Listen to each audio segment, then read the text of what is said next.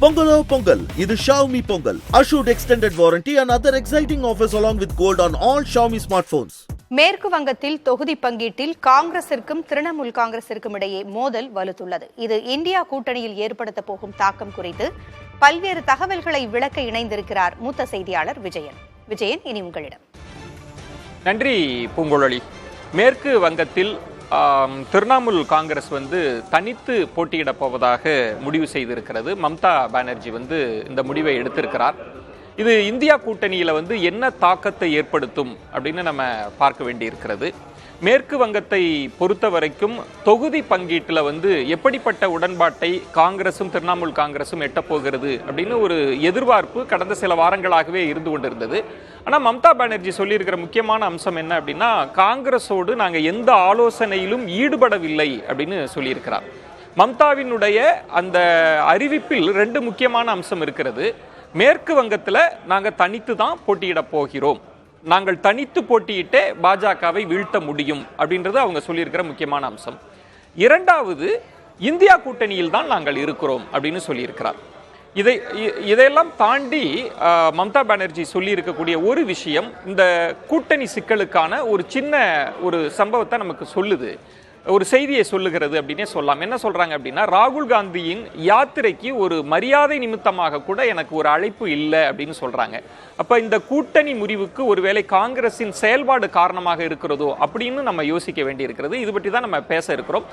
செய்தியாளர் கணபதி இணைந்திருக்கிறார். வணக்கம் கணபதி. வணக்கம் கணபதி. இப்போ திரிணாமுல் காங்கிரஸ் தனித்து தான் போட்டியிட போவதாக கடந்த சில நாட்களாகவே செய்தித்தாள்களில் செய்திகளை பார்த்து கொண்டிருந்தோம்.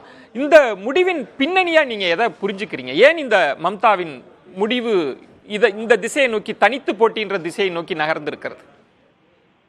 மேற்கு வங்க மாநிலத்திலே 42 மக்களவை தொகுதிகள் இருக்கின்றன.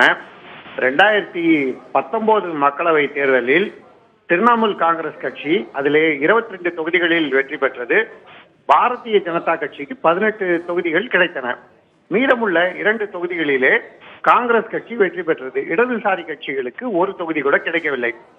மம்தா பானர்ஜி இதை சுட்டிக்காட்டி 2 தொகுதிகளை மட்டுமே இந்த வருட மக்களவை தேர்தலில் காங்கிரஸ் கட்சிக்கு ஒதுக்க முடியும் என தெரிவித்திருக்கிறார்.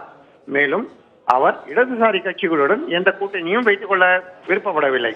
இடதுசாரி கட்சிகள் காங்கிரஸ், திரிணாமுல் காங்கிரஸ் 3மே இந்தியா கூட்டணியில் ஒன்றாக இருக்கின்றன. ஆனால் மம்தா பானர்ஜி இடதுசாரி கட்சிகளுடன் கூட்டணியை விரும்பவில்லை. காங்கிரஸ் கட்சிகளுக்கு 2 இடம் மட்டுமே ஒதுக்க முடியும் என வலியுறுத்தி இருக்கிறார். ஆனால் காங்கிரஸ் கட்சியோ 2 இடம் அளிப்பது எங்களை அவமதிப்பது போலாகும் என கருதுகிறது. மேற்கு வங்க மாநிலத்தைச் சேர்ந்த காங்கிரஸ் கட்சி தலைவர்கள், குறிப்பாக அதீர் ரஞ்சன் சௌத்ரி, தங்கள் அதிருப்தியை வெளிப்படையாக தெரிவித்து வருகிறார். கணபதி, இப்போ அரசியல்வாதிகளினுடைய பார்வை விளக்கம் வேறொன்றாக இருக்கும். ஆனால் உங்கள் பார்வையின்படி மம்தா இந்த முடிவை எடுப்பதற்கு எது முக்கிய காரணமா அமைந்தது?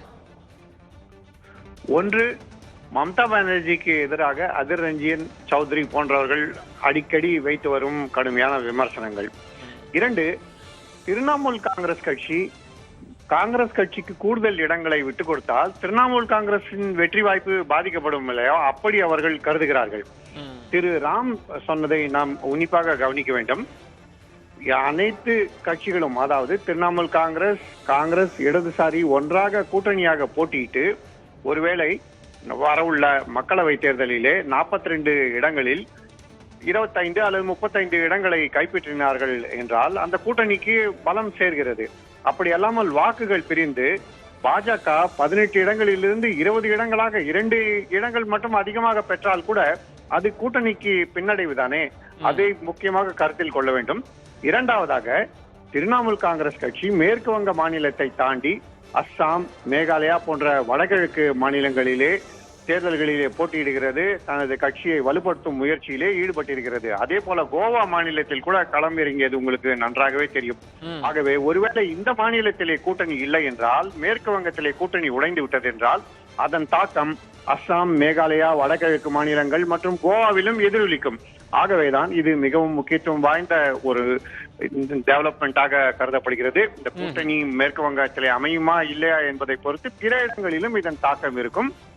மேலும் இதன் எதிரொலியாக ஆம் ஆத்மி கட்சி, தேசியவாத காங்கிரஸ் கட்சி, சிவசேனா உத்தவ் தாக்கரே பிரிவு மற்றும் பீகாரிலே நிதிஷ்குமாருடைய கட்சி மற்றும் ராஷ்டிரிய ஜனதா தளம் ஆகியோருடன் கூட்டணி பேச்சுவார்த்தைகள் எப்படி இருக்கும் என்பதையும் பாதிக்கும்.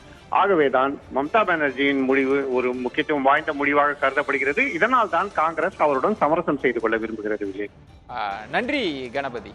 இந்த மம்தா பானர்ஜியினுடைய இந்த முடிவின் மூலம் 2 கோணங்கள் நம்ம பேசணும். சிலர் முன்வைத்தது அப்படின்றது இது ஒரு பெரிய பின்னடைவை ஏற்படுத்தாது, இது எதிர்பார்க்கப்பட்ட ஒன்றுதான் அப்படின்னு சொன்னாங்க. ஆனால் மாற்று தரப்பில் சொல்லப்பட்டது அப்படின்றது இது இந்தியா கூட்டணிக்குள் மிகப்பெரிய அதிர்வுகளை ஏற்படுத்தும், இது ஒரு தொடக்க புள்ளி தான் அப்படின்னு சொல்லியிருக்கிறாங்க. நம்ம பொறுத்திருந்து பார்க்க வேண்டியிருக்கிறது. Pongalo Pongal, இது Xiaomi Pongal. Assured extended warranty and other exciting offers along with gold on all Xiaomi smartphones.